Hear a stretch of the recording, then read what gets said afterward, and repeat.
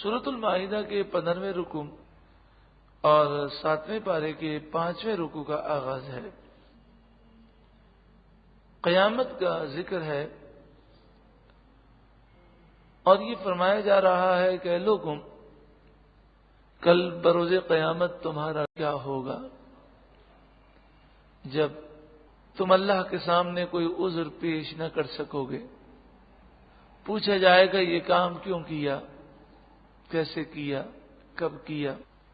اگر انسان جھوٹ بولے گا تو وہاں جھوٹ چل نہ سکے گا۔ نامہ اعمال میں سب کچھ لکھا ہوگا، وہ پڑھ کر سنانا ہوگا۔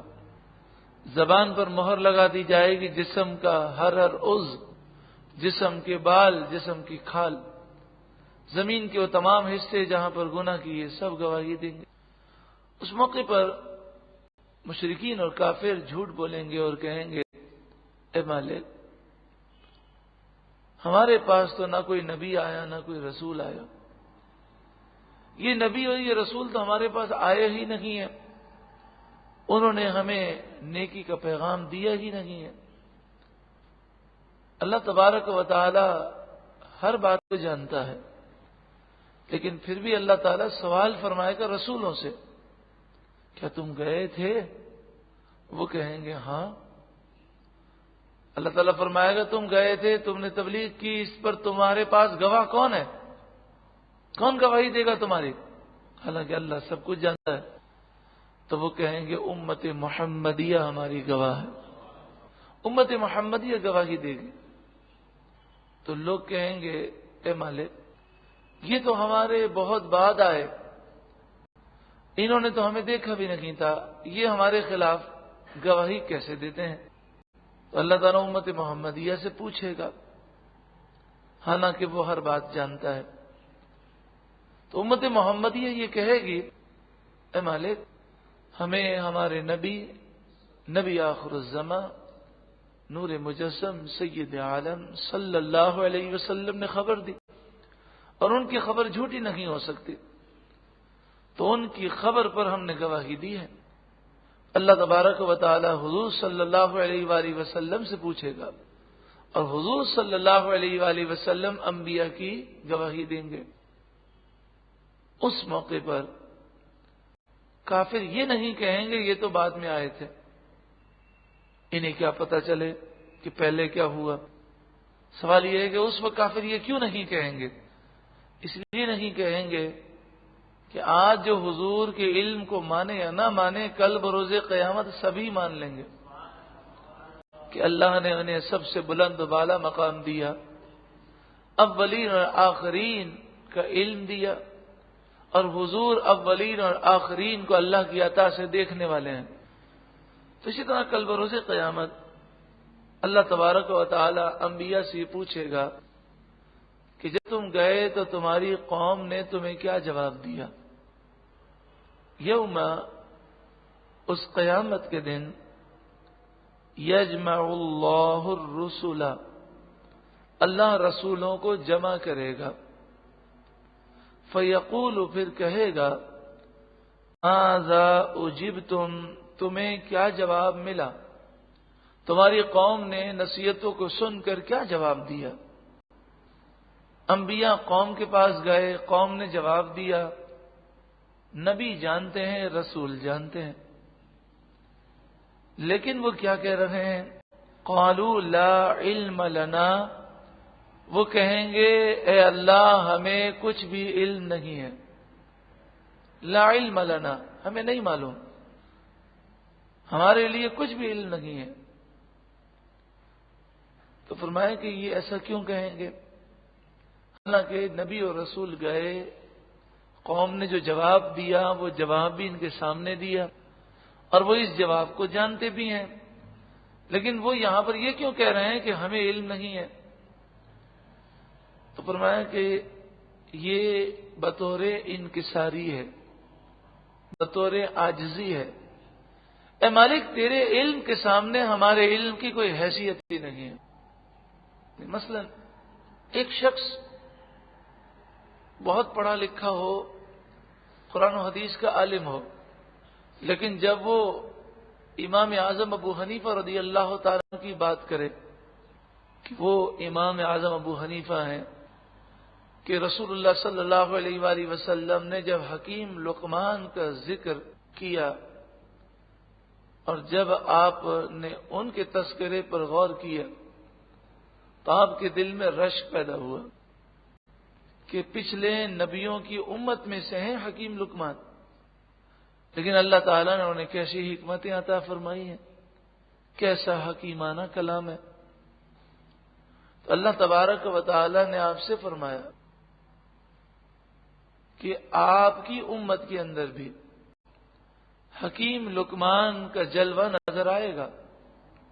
تو نبی اکرم صلی اللہ علیہ وآلہ وسلم نے یہ امانت حضرت انس بن مالک کو عطا فرمائی اور اپنا لعاب دہن مبارک انس بن مالک کے منہ میں ڈالا اور فرمایا، اے انس بن مالک، یہ امانت اسے دے دینا جو اس کا اہل ہے۔ حضرت انس بن مالک کی عمر آپ کی 100 برس سے اوپر ہوئی، تو آپ کی خدمت میں حضرت امام اعظم ابو حنیفہ کے والد امام اعظم کو لے کر حاضر ہوئے، اور ابھی آپ بچے ہیں۔ تو حضرت انس بن مالک نے کہا کہ زبان نکالو، منہ کھولو، اور آپ نے کہا میں نے وہ امانت تمہارے منہ میں ڈال دی۔ تو وہ امانت جو رسول اللہ نے بھجوائی تھی وہ حضرت انس بن مالک نے حضرت امام اعظم کے منہ میں ڈالی۔ اس کا اثر یہ تھا کہ حضرت امام اعظم ابو حنیفہ رضی اللہ تعالیٰ عنہ، آپ کو اللہ نے وہ علم عطا فرمایا کہ حضرت امام شافعی، امام مالک، امام احمد بن حنبل اور امام اعظم کے بعد جتنے آئے تمام کے تمام اولیاء، محدثین، مفسرین امام اعظم کی تعظیم فرماتے ہیں اور آپ کا نام ادب سے لیتے ہیں۔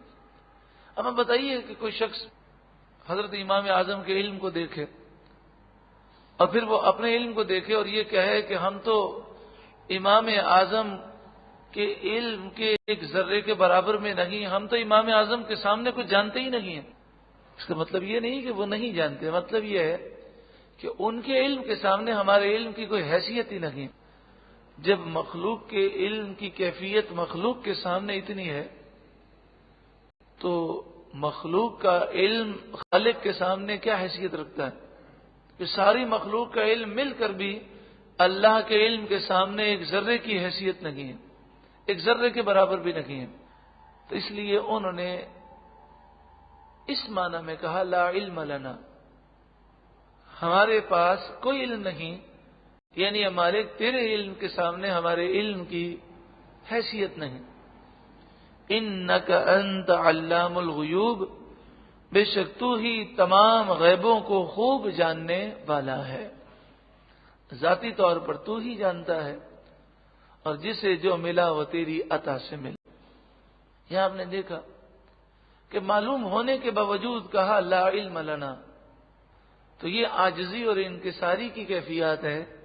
کوئی یہ نہ کہے کہ انبیاء کو پتہ ہی نہیں تھا کہ قوم نے کیا جواب دیا، قوم نے کفر کیا، قوم نے انکار کیا، وہ انبیاء کو معلوم تھا۔ تو معلوم ہونے کے باوجود بھی یہ کہنا یہ عاجزی کے لیے ہے۔ آپ نے دیکھا ہوگا بڑے بڑے علماء بزرگ باتوں باتوں میں کہتے ہیں ہم تو جاہل لوگ ہیں، ہم تو کچھ بھی نہیں جانتے، گناہگار ہیں، سیاہکار ہیں۔ تو نہ وہ گناہگار ہوتے ہیں، نہ سیاہکار ہوتے ہیں، نہ جاہل ہوتے ہیں۔ یہ ان پر جو خوف خدا کا غلبہ ہے اس کی وجہ سے یہ کیفیات پیدا ہوتی ہیں۔ اذ قال اللہ یا عیسی ابن مریم، یاد کرو جب اللہ تعالیٰ فرمائے گا اے عیسیٰ بن مریم، اذ قال، اذ بھی ماضی کے لیے اور قال بھی ماضی کے لیے۔ ماضی کا مطلب یہ کہ گزرا ہوا زمانہ، ترجمہ تو یوں ہونا چاہیے یاد کرو جب اللہ نے فرمایا، لیکن ہے تو قیامت کا ذکر۔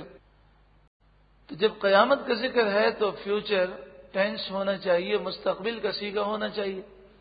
تو یہ اصول ہم پہلے بھی ذکر کر چکے کہ جب مستقبل کی بات ماضی کے صیغے سے کی جائے، مستقبل کی بات ماضی کے ٹینس سے، پاسٹ ٹینس سے کی جائے تو یہ یقین کا فائدہ دینے کے لیے، یعنی یہ بات بڑی یقینی ہے، ایسا ضرور ہوگا۔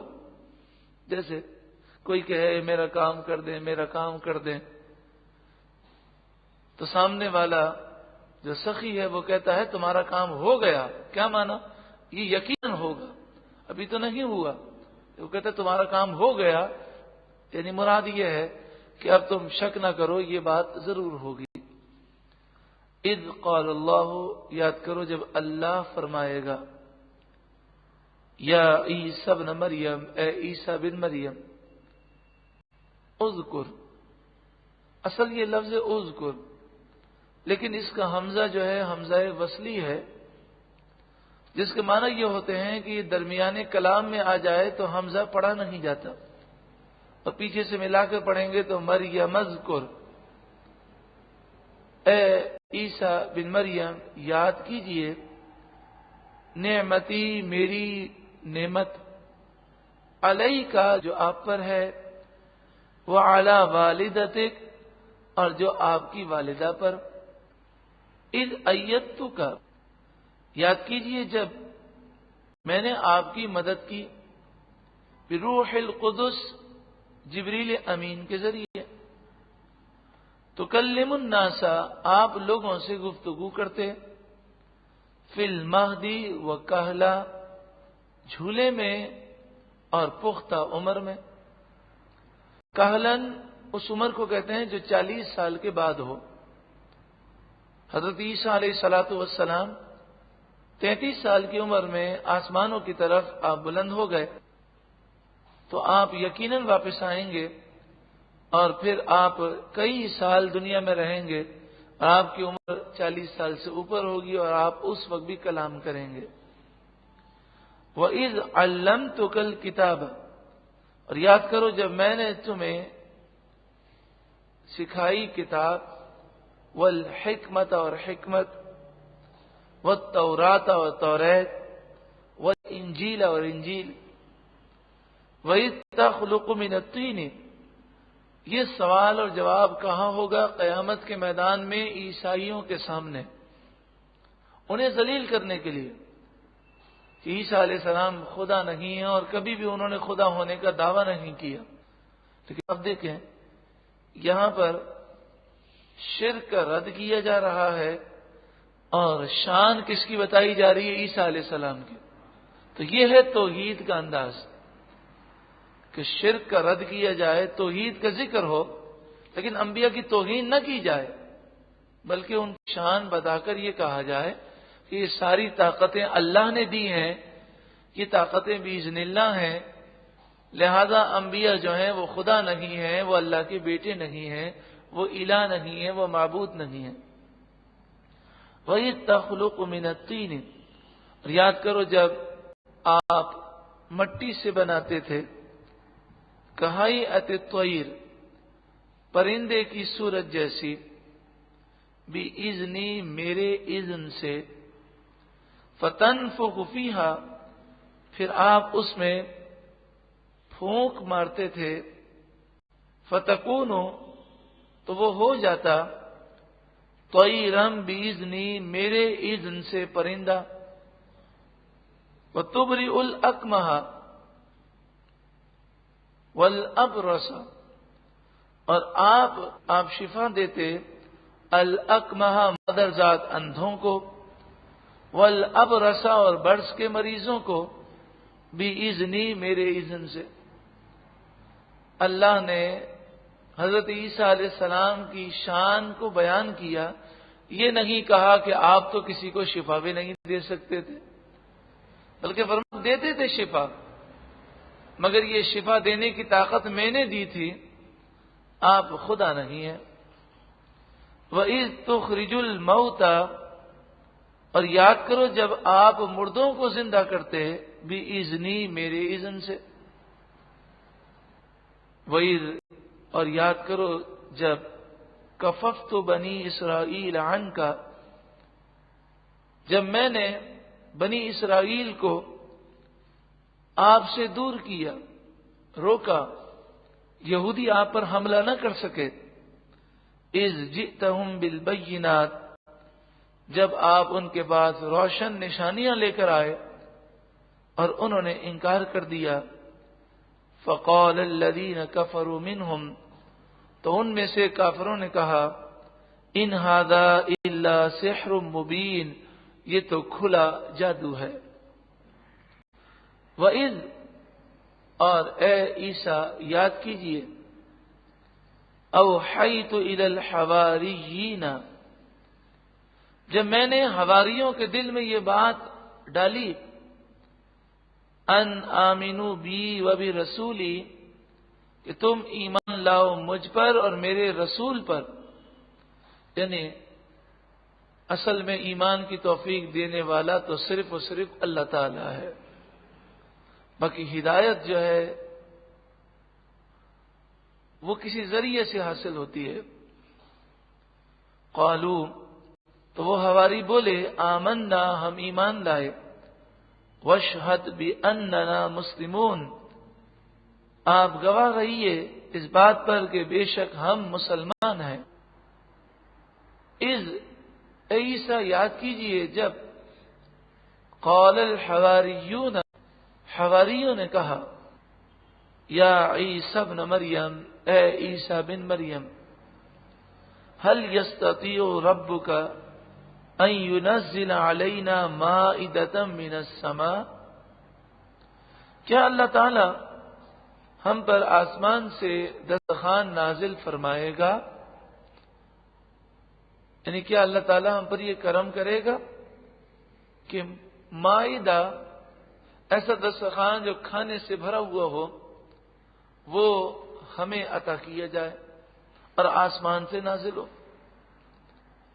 جب انہوں نے یہ نشانی طلب کی، یہ ایک مسئلہ ہے، ایک قانون ہے کہ جب کوئی قوم واضح نشانی طلب کرے اور اس کے مطالبے پر وہ نشانی دے دی جائے تو پھر مہلت ختم ہو جاتی ہے، پھر اس کے بعد اگر وہ کفر کرے اور نہ مانے تو انہیں تباہ کر دیا جاتا ہے، کیونکہ نبی اکرم صلی اللہ علیہ وآلہ وسلم رحمت للعالمین بن کر آئے، اور آپ کے آنے کے بعد کافروں کو اجتماعی طور پر مکمل ختم نہیں کیا جاتا، انہیں مہلت دی جاتی ہے۔ تو کافروں نے بہت سارے ایسے مطالبات کیے کہ ہمیں یہ مل جائے، یہ مل جائے، ہم یہ معجزہ دیکھ لیں، تو کئی مطالبات پورے نہیں کیے گئے، اس لیے کہ اگر وہ مطالبات پورے کر دیے جاتے پھر بھی یہ ایمان نہ لاتے، کیونکہ حق ان پر واضح ہو چکا تھا، دل سمجھتا تھا کہ رسول اللہ سچے نبی ہیں، پھر بھی یہ ایمان نہیں لاتے تھے۔ تو اگر یہ مطالبات پورے ہو جاتے پھر بھی ایمان نہ لاتے، لیکن پھر یہ تھا کہ قانون قدرت یہ ہے کہ پھر اس قوم کو مہلت نہیں دی جاتی، اسے ہلاک کر دیا جاتا ہے، اور انہیں ہلاک کرنا اللہ کو منظور نہ تھا کہ جب رحمت للعالمین آ گئے تو پھر رب کی رحمت ہر ایک پر ہے، اور یہ رب کی رحمت ہے کہ اللہ تعالیٰ انہیں مہلت دیتا ہے اور اس مہلت سے وہ فائدہ اٹھا سکتے ہیں، گناہوں سے توبہ کر سکتے ہیں، ایمان لا سکتے ہیں، اور کئی کافروں نے اس مہلت سے فائدہ اٹھایا اور وہ ایمان بھی لے آئے۔ قال اتقوا اللہ ان کنتم مؤمنین، عیسیٰ علیہ السلام نے فرمایا اللہ سے ڈرو اگر تم مومن ہو اور مطالبات نہ کرو۔ قالو، حواری بولے، نرید ان ناکل منہا، ہم یہ مطالبہ اس لیے کر رہے ہیں کہ ہم چاہتے ہیں آسمانی کھانا کھائیں، ہم تو یہ برکت کھانا چاہتے ہیں، وتطمئن قلوبنا، اور ہم یہ چاہتے ہیں کہ ہمارے دل مزید مطمئن ہو جائیں، کیونکہ ایک چیز کا یقین ہوتا ہے لیکن وہ چیز جب سامنے آ جاتی ہے تو مزید یقین ہو جاتا ہے۔ تو ہمیں یقین ہے کہ اللہ جو چاہے کر سکتا ہے، لیکن جب یہ ہم دیکھیں گے تو ہمارا یقین اور پختہ ہو جائے گا۔ یوں سمجھیے پہلے علم الیقین تھا، اب عین الیقین، حق الیقین حاصل ہو جائے گا۔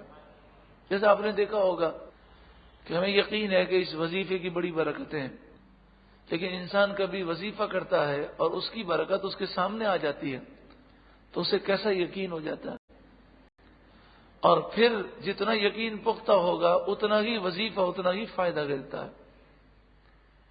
تو وظائف کے لیے بھی یقین ضروری ہے. عام طور پر لوگ کہتے ہیں کہ یہ وظیفہ میرا آزمایا ہوا ہے. اس سے ان کی یہ مراد نہیں ہوتی کہ وظیفے کا انہوں نے امتحان لیا ہو کہ وظیفے کا فائدہ ہے یا نہیں.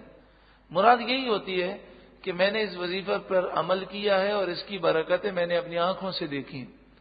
لیکن پھر بھی یہ جملہ ذرا اچھا نہیں ہے کہ یہ وظیفہ میرا آزمایا ہوا ہے، بلکہ یہ کہنا چاہیے کہ اس وظیفے کی برکتیں میں نے اپنی آنکھوں سے دیکھی ہیں.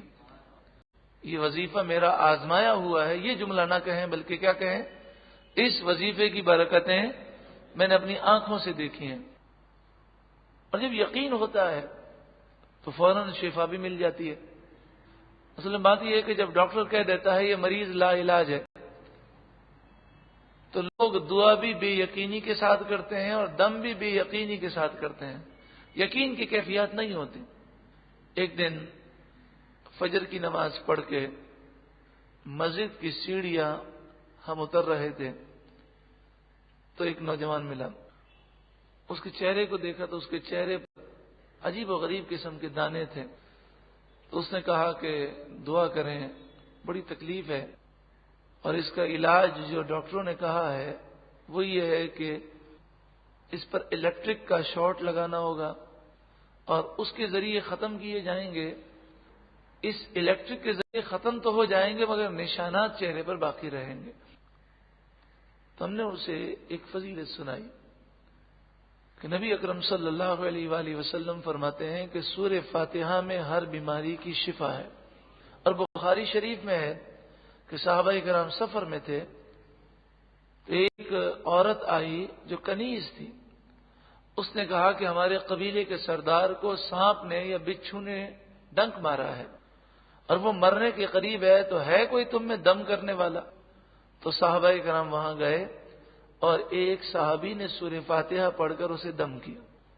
تو وہ جو مریض تھا اس کے پورے جسم میں زہر جو ہے سرایت کر چکا تھا، اور سائنسی اعتبار سے اگر زہر پورے جسم میں پھیل جائے تو پھر اس کا علاج ممکن نہیں ہے. سائنس وہاں پر عاجز ہے. تو اس صحابی نے جب دم کیا تو بخاری شریف میں یہ الفاظ ہیں کہ دم کرنا تھا وہ ایسے کھڑا ہو گیا جیسے اسے کوئی بیماری ہی نہیں ہے. اور رسول اللہ صلی اللہ علیہ وآلہ وسلم کی خدمت میں جب عرض کیا تو حضور نے فرمایا ہاں سورہ فاتحہ ایسی ہی ہے. اب وہ ایک عام شخص تھا اور پہلی دفعہ اس نے فضیلت سنی تو اس سورہ فاتحہ پر یقین آ گیا. سورہ فاتحہ کو پڑھا گیا، پانی پہ دم کیا گیا اور اس نے اپنے چہرے پر لگا لیا. پھر یہ واقعہ ذہنوں سے نکل گیا. کچھ عرصے کے بعد اس سے ملاقات ہوئی تو چہرہ بالکل صاف تھا. ہم نے کہا آپ تو کہتے تھے کہ اس پر نشانات رہیں گے، تو کیا آپ نے الیکٹرک سے اس کا علاج نہیں کروایا؟ وہ واقعہ ہم بھول گئے. تو وہ کہنے لگا حضرت آپ نے ہی تو سورہ فاتحہ کی فضیلت سنائی تھی. اللہ کی قسم کہ میں نے سورہ فاتحہ کا پانی جب اپنے چہرے پہ لگایا، میں گھر پر گیا تو میرے چہرے کے سارے دانے ختم ہو چکے تھے. یہ یقین کی برکت ہے. یقین کامل ہو تو دعا بھی قبول ہوتی ہے اور وظیفے کا بھی اثر ہوتا ہے. لیکن انسان کا جب یقین ہی نہ ہو، یہاں تک کہ اعلیٰ حضرت امام اہل سنت نے فرمایا دعا مانگتے وقت گناہوں کا ذکر نہ کرو. گناہوں کا ذکر اس نیت سے تو کرو کہ اللہ ہمارے گناہ معاف کرے، لیکن فرمایا اس انداز میں گناہ کا ذکر نہ کرو کہ نا امیدی پیدا ہو جائے کہ ہم تو گناہ گار ہیں، اللہ ہماری دعا تھوڑی جو قبول کرے گا. فرمایا دعا کے لیے شرط ہے کہ یقین ہو کہ ہم گناہ گار ہیں، سیاہ کار ہیں، کچھ بھی ہے، لیکن میرے رب کی رحمت بہت بڑی ہے، وہ ہماری دعائیں ضرور قبول کرے گا. ارشاد فرمایا وَنَعْلَمَ أَنْ قَدْ صَدَقْتَنَا، اور ہم یہ اپنی آنکھوں سے دیکھ لیں کہ آپ نے جو کہا وہ سچ کہا ہم سے. وَنَكُونَ عَلَيْهَا مِنَ الشَّاهِدِينَ، اور ہم اس پر گواہ بن جائیں اور لوگوں کو بھی کہہ سکیں کہ ہم نے اپنی آنکھوں سے یہ چیز دیکھی ہے. حضرت عیسیٰ علیہ السلام نے فرمایا روزہ رکھو. اللہ کی بارگاہ میں توبہ کرو. آپ نے بھی روزہ رکھا, سادہ لباس پہنا, اور پھر رو رو کر رب کی بارگاہ میں دعا کی. قال عیسی ابن مریم, عیسیٰ بن مریم نے کہا, عرض کی, اللہم.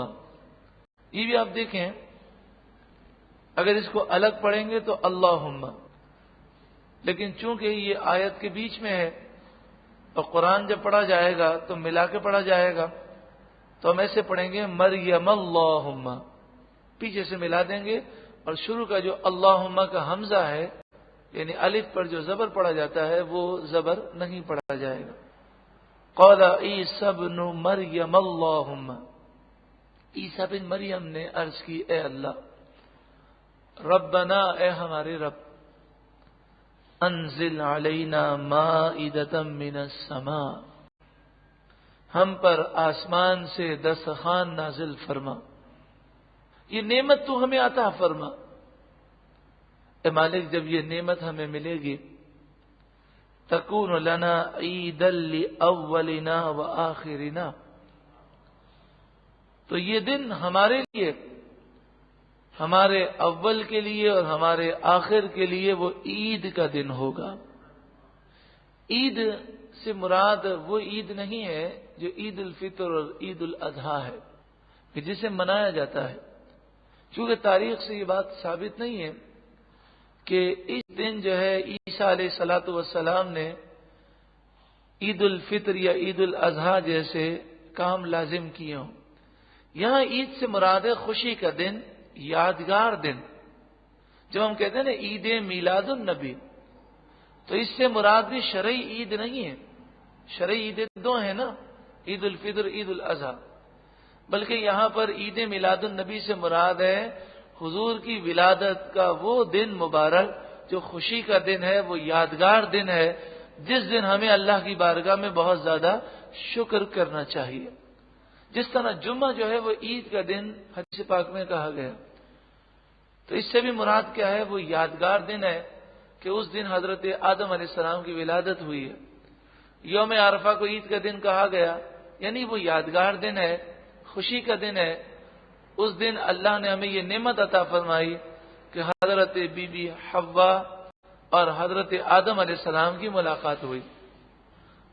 تو جب آسمان سے دسترخوان کا ایک ٹکڑا نازل ہو اور اس پر چند نعمتیں نازل ہو جائیں, تو وہ دن یادگار دن ہو, وہ عید کا دن ہو.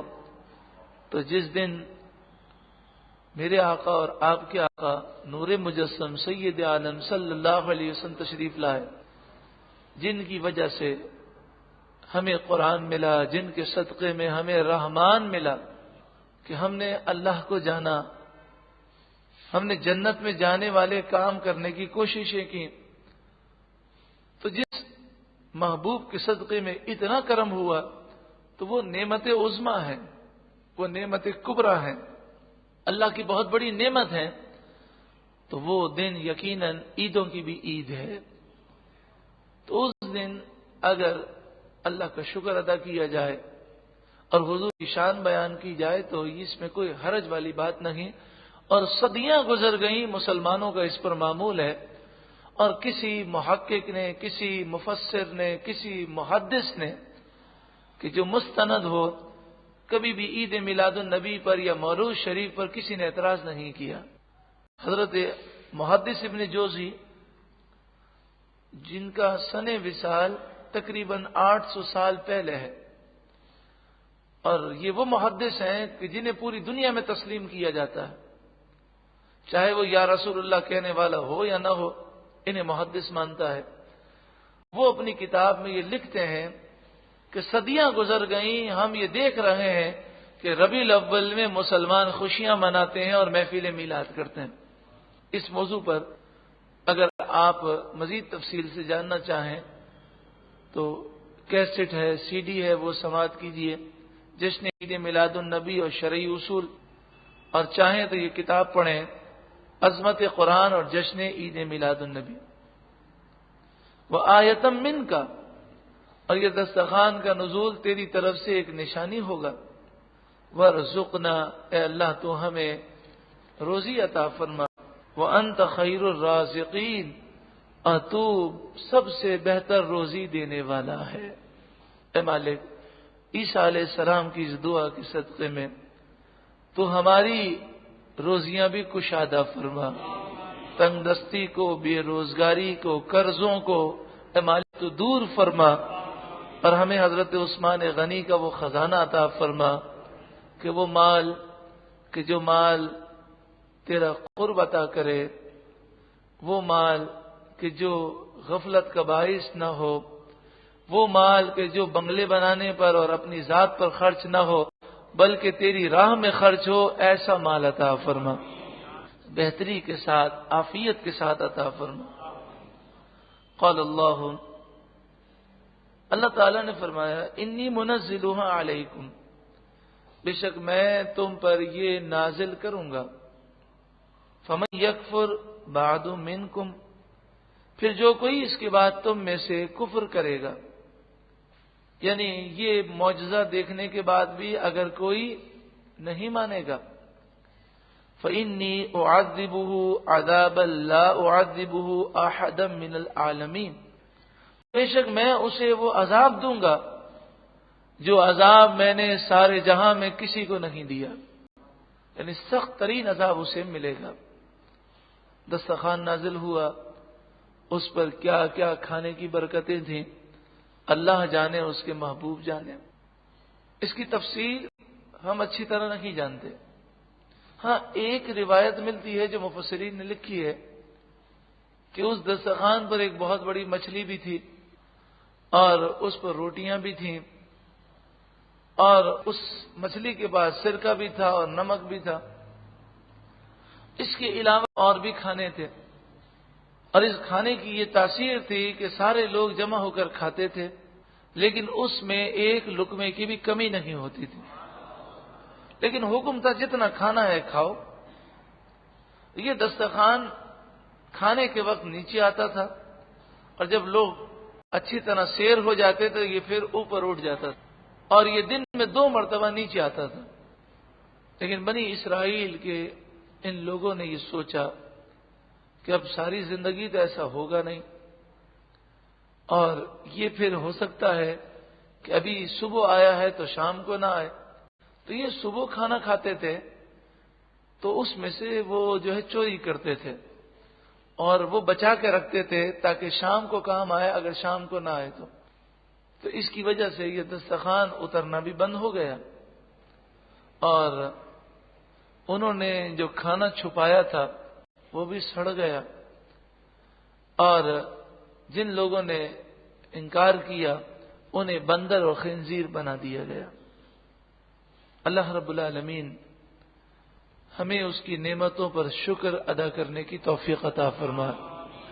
بات اصل یہی ہے کہ ابھی جب انسان کے پاس کچھ بھی نہیں ہے تو وہ یہ کہتا ہے کہ نعمت ملے گی تو ہم شکر کریں گے۔ مثلا عثمان غنی کے خزانے کی بات اگر ہم کہیں تو یہی کہتے ہیں نا کہ اگر ہمیں مل جائے تو ہم تو مسجدیں بنائیں گے، مدرسے بنائیں گے، دارالعلوم بنائیں گے، ہم تو کتابیں چھاپیں گے، دین کی خدمت کریں گے، اسلام کی خدمت کریں گے، غریبوں کی مدد کریں گے، کنویں کھدوائیں گے، مریضوں کا علاج کروائیں گے۔ لیکن جب دولت آ جاتی ہے تو نہ نمازوں میں خشوع و خضوع باقی رہتا، بلکہ سوچنا ابھی دولت نہیں ہے تب بھی نمازوں کا حال کیسا ہے، جب دولت آ جائے گی پھر کیا ہوگا؟ نہ نمازوں میں توجہ، اللہ کی طرف سے توجہ ہٹ جاتی ہے، گناہوں میں انسان پڑ جاتا ہے، اور یہ دولت وہ بنگلے بنانے میں، کوٹھیاں بنانے میں، محل بنانے میں، نمود و نمائش میں، فضول رسومات میں اور ناجائز وہ طریقوں میں استعمال کرنا شروع کر دیتا۔ پھر جب حالات برے ہو جاتے ہیں پھر وظیفے پکڑتے ہیں، پھر دعائیں کرتے ہیں، پھر روتے ہیں، پھر توبہ کرتے ہیں۔ بڑا عجیب انسان ہے کہ جب اللہ تعالیٰ رحمت دیتا ہے، نعمتیں دیتا ہے تو گناہ کرتا۔ ہم تو اکثر یہ بات کہتے ہیں اور یہ بات برا لگانے والی بھی نہیں۔ ہمارا حال کیسا ہے جب اللہ تعالیٰ کی نعمتیں ملتی ہیں؟ مثلا شادی کا موقع ہے تو کون سا گناہ ہے جو نہیں کیا جاتا؟ سارے ہی گناہ کیے جاتے ہیں، یعنی جو شادی کے موقع پر گناہ پائے جاتے ہیں سارے لوگ گناہ کرتے ہیں، اور جب مریض آئی سی یو میں ہوتا ہے، ایمرجنسی وارڈ میں ہوتا ہے، اور باہر ٹہل رہے ہوتے ہیں تو ہاتھ میں تسبیح ہوتی ہے، جب گھر میں میت پڑی ہوتی ہے تو سر پر ٹوپی ہوتی ہے، ٹی وی بھی بند، فلمیں بھی بند، ڈرامے بھی بند. تو ہم اپنے حال سے کیا کہہ رہے ہیں؟ یعنی ہم اپنے حال سے یہ کہہ رہے ہیں کہ اگر اللہ تعالی ہمیں نعمتیں دے گا تو ہم سرکشی کریں گے، اور ہم اللہ کو اسی صورت میں یاد کریں گے جب ہم پر مصیبت آئے. یعنی ہمارا حال تو ایسا ہی ہے. حالانکہ ہونا کیا چاہیے کہ اگر کوئی شخص یہ چاہتا ہے کہ نعمتوں میں اضافہ ہو تو اسے چاہیے کہ جب نعمتوں کی فراوانی ہو تو بہت شکر کرے. فرمایا نا کہ نعمتوں کو شکر کے ذریعے قید کرو، یعنی جانے سے روک لو.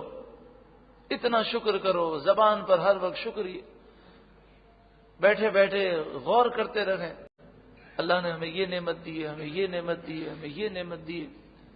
کسی بھی شخص کو آپ دیکھیں کہ اس کے پاس یہ نعمت نہیں اور اللہ نے ہمیں یہ نعمت دی ہے تو فوراً کہیں اللہ تیرا شکر ہے. اور صرف زبان سے ہی شکر ادا کرنا ہی شکر نہیں، بلکہ ہمارے اعضاء سے بھی شکر ادا ہو، اللہ کی فرمانبرداری ہو. اور جو نعمت اللہ نے دی ہے اس نعمت کو ہم گناہ میں استعمال نہ کریں.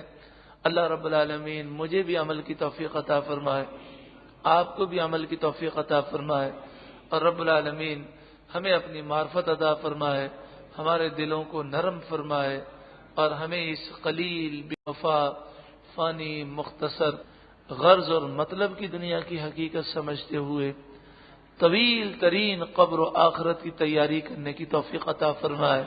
کیونکہ زندگی بے حد مختصر ہے، برف کی طرح پگھلتی جا رہی ہے.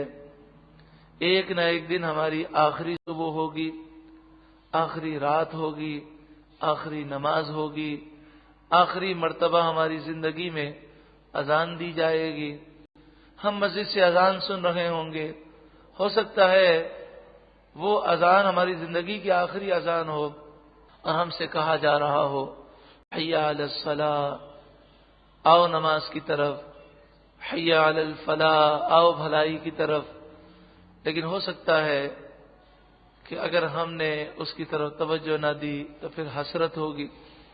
اور پھر ہو سکتا ہے کہ دوسری نماز کے وقت میں یہ اعلان کیا جائے کہ فلاں کا انتقال ہو گیا، اس کی نماز جنازہ اتنے بجے ادا کی جائے گی. تو یہ کوئی افسانے نہیں ہے، اور ایسا بھی نہیں ہے کہ کسی کے ساتھ ہوتا ہو کسی کے ساتھ نہیں ہوتا. یہ ایسا مسئلہ ہے جو سب کے ساتھ ہونا ہے. لیکن اس کے باوجود غفلت کے اتنے پردے ہیں کہ کوئی بات اثر نہیں کرتی. ہم جب رات کو سوتے ہیں تو یہ نہیں سوچتے کہ زندگی کا ایک دن ختم ہو گیا، مزید پتہ نہیں اس دن میں بھی ہم اللہ کو راضی کر سکے یا نہیں کر سکے. اگر یہ سوچ، یہ خیال، یہ ولولہ پیدا ہو جائے تو ہر دن ہمیں اللہ کے قریب کرے گا، ہر دن ہمیں اللہ کی معرفت پیدا ہوگی. اللہ رب العالمین ہمیں موت کا تصور عطا فرمائے، آخرت کی فکر عطا فرمائے. آمین ثم آمین بجاہ النبی الامین صلی اللہ علیہ وسلم.